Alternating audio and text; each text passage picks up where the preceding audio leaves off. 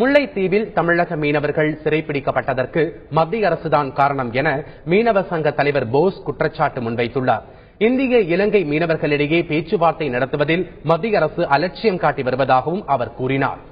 மீன்பிடிக்க போன எங்களுடைய மீனவர்களை முல்லைத்தீவு மீனவர்கள் சேர்ந்து மொத்தமா விரட்டி அடிச்சு ஒரு படகையும் 8 மீனவர்களையும் பிடிச்சு வச்சு அவங்க பாட்டுக்கு இஷ்டத்துக்கு போட்டு அவங்களை அடிச்சுக்கிட்டு இருக்கிறதா ஒரு செய்தி எங்களுக்கு கிடைச்சிருக்கு.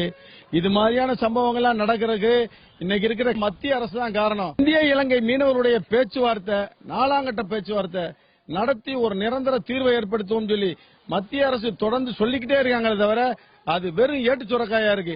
இந்த பேச்சுவார்த்தைங்கிறத நடத்துறதுக்கு மத்திய அரசுக்கு கொஞ்சம் கூட விருப்பம் இல்ல, அதுக்கு உண்டான நடைமுறை பண்ணல.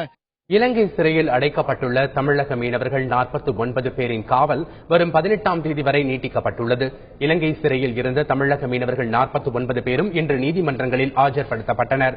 மனுவை விசாரித்த நீதிபதிகள் அனைவரையும் வரும் 18ஆம் தேதி வரை சிறையில் அடைக்க உத்தரவிட்டனர். இதையடுத்து மீனவர்கள் சிறையில் அடைக்கப்பட்டனர்.